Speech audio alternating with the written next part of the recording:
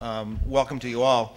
As Dick mentioned, one of my research interests is in the area of net energy analysis, particularly in the long-run implications of changes in net energy analysis for our major energy systems and the economic, environmental, and geopolitical implications that they have. So over the long haul, you may have seen something like this. This is from a textbook that Robert Kaufman and I are about to publish, Changes over time in the composition of U.S. energy use over the last 200 years, where we see two major energy transitions. The first between 1800 and the First World War, when we shifted from an agrarian to an industrial economy.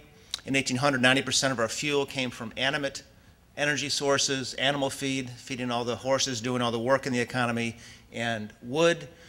And with the Industrial Revolution, the quick shift to coal, such that by the time of the First World War, coal had almost completely replaced wood and animal feed as the dominant fuel, and the U.S. Entered the industrial era. That was followed by a second transition, roughly between the First World War and the 1960s, when oil and natural gas rapidly replaced coal as a predominant energy source, such that by the 1960s, oil and gas accounted for nearly three-quarters of our energy use and continues to be the dominant combination of fuel used today. So as we all know, oil is the lifeblood of industrial economy along with natural gas. The magenta line at the bottom is electricity. That's primary electricity. It's not electricity from a coal-fired power plant. It's electricity from primary sources, hydro, nuclear, wind, solar, and so on. And that uptick in the magenta line in the last 20 years is due to the increase in nuclear power, which added to the base of hydropower, which we've had for a long period of time. Renewable sources of power and energy are largely, the lines are too thick to show where they would show up on this graph. They're largely non-existent. So one of the questions I always pose to students in our energy classes is, if we run this out for 50 or 100 years, what does this look like? What forms of energy are going to compose energy use, and what implication, what are the drivers? How do those decisions get made? Political decisions, economic decisions, technological decisions, personal decisions, which drive these long-run historic trends, which obviously have had made major transformations in human existence and in the global environment as well. So one of the most important concepts related to energy is not related to quantity, it's quality. And the issue of energy quality is a very complex one that engineers and economists and geologists would look at very differently. But the whole idea is that from an economic perspective, which is what we use energy for, right? We use the services of energy to produce goods and services and otherwise support human welfare. From an economic perspective, all BTUs are not equal, right? Different forms of energy, heat units of fuel, which we tend to add energy up in. So the U.S. uses 100 quadrillion BTU. Well, that's converting kilowatt hours of nuclear power and gallons of gasoline and tons of coal all to a common heat unit. All of those BTUs are not equal. And in particular, there are these differences in the economic usefulness, which I'll define in a minute, between a heat unit of fuel or electricity. And what we're really interested in is, how much bang for my BTU do I get? When I use a BTU of energy or a joule of energy in the economy, how much GDP do I generate? And other things held equal, economies would like to have and strive, I would argue, to get access to fuels which implicitly or very explicitly generate more GDP per heat unit. And that productivity of energy, in the way that I've defined it, is determined by a very complex array of engineering, chemical, economic, environmental, and social variables, which vary by fuel. Fuels differ by how much they cost per heat unit. They differ by weight. They differ by energy density per unit mass and per unit volume. Different fuels have different amenabilities to storage, natural gas versus oil versus wind, for example. They differ in heat content. They differ in carbon intensities and other pollution intensities. They differ in how efficiently they can be converted into useful work. They differ in how easily they can be transported. And so when users out there are picking sources of energy to use, whether they're building a factory or a power plant or home heating systems, they implicitly weigh the net effect of all these attributes when they choose energy systems.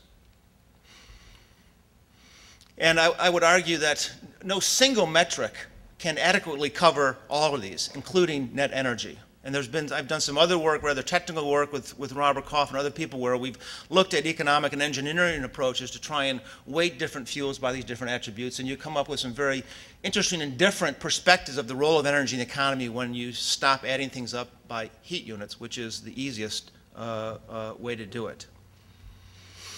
So I'm going to jump through now a series of slides which measure different aspects of energy quality. And it's not an exhaustive or a complete list, but it gives you some sense of, I think, which will resonate differently with different people depending on your backgrounds in terms of getting a feel for this idea of energy quality. This plots two quantities. The gravimetric energy density, that is the amount of energy measured in joules per unit mass of fuel. Okay? This vertical axis is the volumetric density, although it didn't, for some reason my label didn't show up. So this is the amount of energy, millijoules, per unit volume of the fuel. And you can see a vast difference with this aspect of energy quality amongst different fuels. Some of the fuels that we rely on most, diesel fuel and gasoline, have extremely high volumetric densities relative for their mass densities. That is, if you looked up and down, if you take a slice at about this mass per unit, energy per unit mass, diesel fuel and gasoline have very high volumetric energy density. This is why it's feasible to take a tank of gasoline and stick it on a car and have it do this amazing things, right? Because oil has this amazing combination of both volumetric and energy density, with a lot of alternative fuels don't have. And there's nothing really you can do to change those physical properties.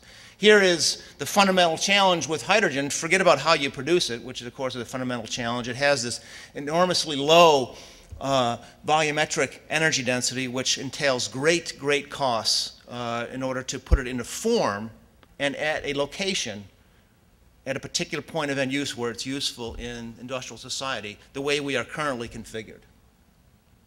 Biomass also has some very significant issues related to its energy density in both volumetric and gravimetric terms. I would argue that from an economic perspective, the market does a pretty good job at assimilating all these different attributes of fuels in terms of people's willingness to pay. If you look at the amount that people are willing to pay for a heat unit of fuel, which is the vertical axis, the market price to end-use consumers in the United States, the price per million BTU of fuel, you can see an ordering of prices which reflect, I think, what most of us would agree is a common sense ordering of the quality of fuel. Electricity, why do we pay so much for electricity? Well, it can do things like run computers in light rooms much more effectively or efficiently and quietly and so on and so forth than can other fuels. Oil and natural gas are superior to coal. That's why we dumped coal 50 years ago, right? That second transition. And wood and waste and other fuels have low energy prices as well. So the market, in some way, has got it right in terms of valuing the marginal value of these heat units. This is some work from Vaclav-Smil, which reflects this quality issue in another way. This shows for different energy systems, energy sources, their power density. So this is watts per meter squared. So for example, if you looked at a photovoltaic array and measured the area that it takes up, which is the denominator, and you looked at the rate at which it can produce energy use per year and divided the two, you would find that it has a power density of on the order of 10 to the 1, or between 10 to the 1 and 10 to the 2. And this axis simply shows the range, the area which these things can take up. Note that the systems that drive society today have these enormous power densities. Coal fields, power plants, oil fields. And what we're faced with in the future is trying to run economies on this stuff. And I don't know how we do it based on, and keep the same spatial agglomeration of people and economic activity that we have. This to me is the fundamental challenge that we face. Energy return on investment is simply a ratio of the amount of energy produced by a system, oil, coal, uranium, corn, if you're producing ethanol. You're looking at the amount of energy actually produced by the system in the numerator here, coming out of the energy transformation process, divided by all the energy used directly and indirectly to produce it. So it includes the oil, the big natural gas engines that pump oil out of the ground. It also includes the energy used to produce the drilling rigs that go into producing the oil, and so on and so forth. So if you compare the energy actually delivered to society by all the energy it takes to do it, you come up with this idea of energy return on investment. And it's important because a higher energy return on investment, other things held constant, produces a greater surplus to produce cars, VCRs, conferences, widgets, frozen pizzas, and college educations. So ceteris paribus, economies that have access to higher energy return on investments have an economic advantage in terms of their ability to generate GDP than economies with access to low net energy return. And this is those transitions that we saw in the first graph are really a shift from low net energy sources, wood, to higher and higher net energy sources that also have other aspects of higher energy quality. So let's look now at the current systems that we have that are on the drawing board in terms of their net energy return. If we look at different types of fuel here, if you look at the current net energy return for crude oil, this is at the wellhead, how much energy it takes to find and lift a barrel of oil to the surface. It's on the order of 20 to 1. This is for the United States. Okay? If you look at coal in the United States, it's probably up around 80 to 1. Very high net energy return. If you then take this crude oil and run it through a refinery, and the energy cost associated with that brings the net energy return down to somewhere around 8 or 10 to 1 probably, depending on the method that you use. Ethanol, which I'll talk about in a minute, is down around the energy break-even point, which is this white line, which is 1 to 1, the point at which, beyond which you start using more energy to produce it than it actually yields. Oil shale, these are standard deviations around a number of studies that we looked at. Oil shale is pretty low. Coal liquefaction is even lower. And of course, the carbon intensities of liquid fuel produced from oil and coal liquefaction are very, very large relative to what you get from using the fuels themselves. These are a little bit misleading. You say, wow, look at oil versus coal. Why aren't we burning a lot of coal? The problem here is that these analyses don't correct for energy quality. Coal is a low-quality fuel. Much of the energy used in producing coal is electricity, though. Continuous mining machines and other machines that use a lot of electricity. So we're using high-quality energy to produce a lower-quality form. So if you did that correction, which we've actually tried to do, the energy return on investment for coal actually comes back down closer to what oil and gas is. But coal does have a good energy return on investment, and there's a lot of it left.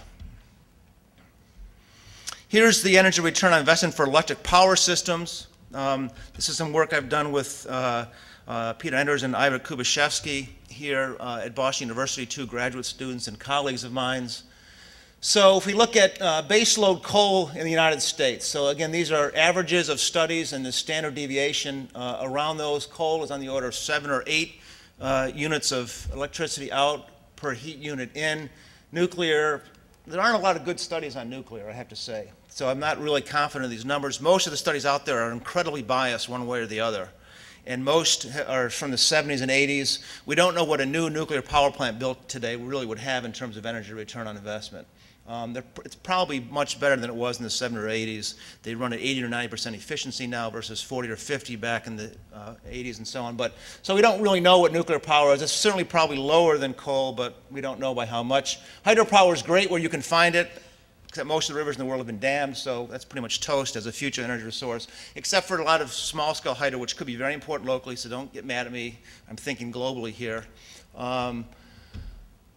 Geothermal energy also works great if you happen to be over a lot of hot water, which Iceland is, and a few places in California. It has a pretty good net energy return, but it also is very localized.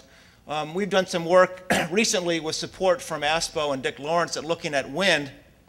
We've done a meta-analysis of all the wind energy studies that have been done, and wind energy looks pretty good, actually. There's a wide range, as you can see, which is not to be unexpected, I guess, given the variability of the wind resource. But wind has an average of about 18 to 1, which is pretty good. Solar thermal is pretty low. We've also just finished an analysis of photovoltaic energy, and it also has an energy return on investment about 6 to 1, which is highly variable. And I'll show you a little bit more about that. So this is the situation that we face with electric power. Here's some work that we've done, recently published in the Encyclopedia of Earth, looking at wind energy, the energy return on investment for wind energy along this vertical axis here, as a function of the power rating of the wind turbine. As many of you know, over time, wind turbines have gotten much larger, going from several hundred kilowatts now to 2, 3, and larger megawatt size.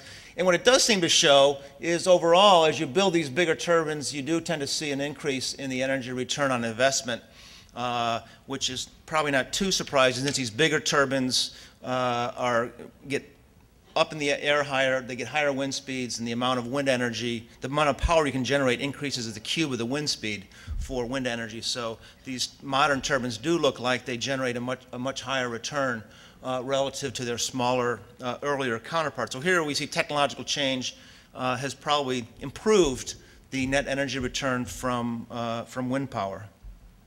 Here's some recent work that we've done on photovoltaic cells, on different types of crystals used to produce the cells. A lot of variation, but at least for the silicon-based and some of the new cadmium cells that they're building, as you increase the module efficiency, there does seem to be an improvement in the net energy return.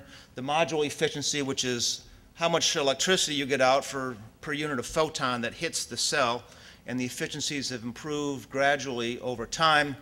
And as the efficiencies have improved, at least for some of these technologies, there does appear to be an increase in the energy return on investment, although it's still low relative to conventional sources. And some, we're still in many of these studies down around 2 or 4 or 5 to 1, which is pretty low. But if they do crank up the module efficiencies, you might see an improvement. In lab tests, this is actual operating PV systems. In lab tests, I think they're up over 30% of the new PV cells. So we'll have to see how they actually perform in the field. One note on ethanol. This has been hugely debated, and we've gotten completely off track about the realities associated with ethanol as a transportation fuel. And the only reason ethanol exists today is because of a 52-cent a gallon subsidy. The industry would evaporate tomorrow if that subsidy were removed, and it probably won't be due to the power of Archer Daniels Midland and agribusiness and the U.S. farm lobby. And there's been a lot of debate recently on whether or not ethanol production uses more energy than it actually uses. And the proponents of ethanol have argued we've now reached a great milestone because we now produce more net energy from ethanol than it actually takes. I would argue that that's largely irrelevant because of the size of the surplus they claim. The real issue is what's the EROI of ethanol relative to gasoline and the transportation infrastructure that we've developed around it. Here's the issue. Right now, if you take gasoline, refined motor gasoline, which we produce at about 10 to 1, right? You have oil extraction refineries. For every 10 units of energy in right now, we produce about 90 exajoules net delivered to the rest of the economy. Okay, so this is roughly the net energy return for the entire economy if it were all running on motor gasoline. Okay? And the size of the arrows represents the relative magnitudes. So now let's say we're going to switch to ethanol, and if you believe our colleagues, my actually friends, Alex Farrell and Dan Kamen out of Berkeley, who now claim that we're net energy return for ethanol is about 1.2 or 1.4 to 1, okay? It would look something like this. So now you ferment the corn, and you get a net energy return if you assume it's 1.5 to 1. To produce the same amount of energy delivered to the rest of the economy, this is how much energy you have to put in. This is not an economy that looks anything what currently operates today. This is an economy where everyone works for Archer Daniels Midland or grows corn. So anybody who thinks that because they may have reached the energy break-even point with a net energy return of that, thinks they've discovered the holy grail of liquid fuel, needs net energy 101 and basic thermodynamic lesson, because it's ludicrous. And as long as we use lots of fuel to grow food as a feedstock, this will never work. Cellulosic ethanol is another issue, and that really hasn't been studied yet. So let me finish by going back to this graph by Smeal, which is the graph that I show the most and understand the least, I'll be honest with you.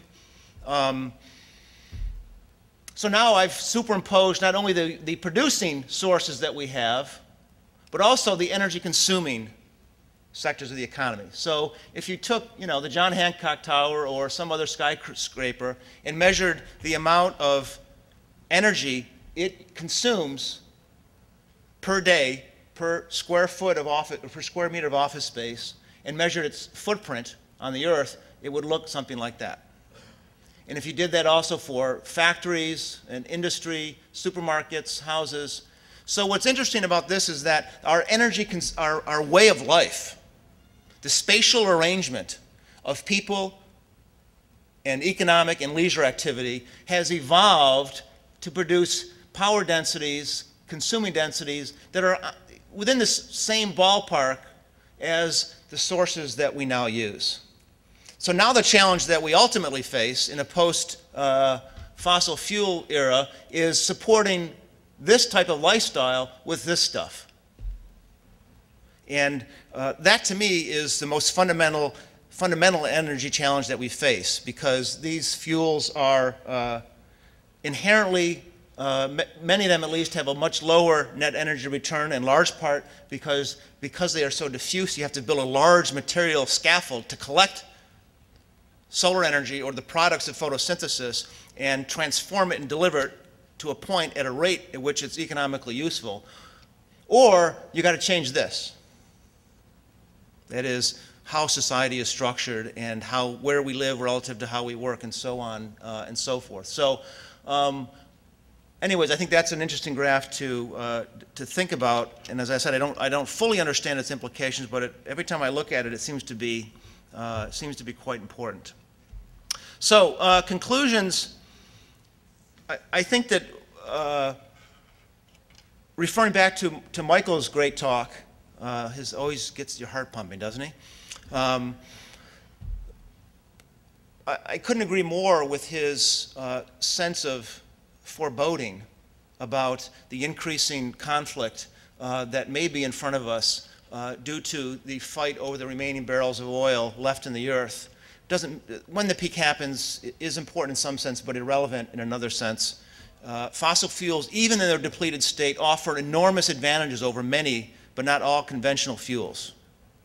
And in many aspects of quality, they remain superior to other forms of renewable energy. And so oil is special, obviously. And so whenever the peak happens, we really face another one of these critical watersheds that we've seen. We went through those two major transitions, and now we're faced with another one, which could have equally as important, not necessarily dire, but certainly important impacts on economy, society, and the environment. Of course, one thing that we hardly ever talk about in the U.S. energy policy is the consumption side. God forbid we should have a president that tries to engage the American public about their energy consumption habits. Jimmy Carter tried it, and what did it get him? And I think, I don't know, is Robert here? Did Robert Kaufman talk about, he's done some interesting work on the peak in the oil, and there's a lot of reason to believe that the market is not going to send the optimal signals to the business sector in terms of moving investment to replace the depletion of oil. And so we do need some serious and sober policy decisions and behavioral changes to prevent large-scale disruption when that transition happens.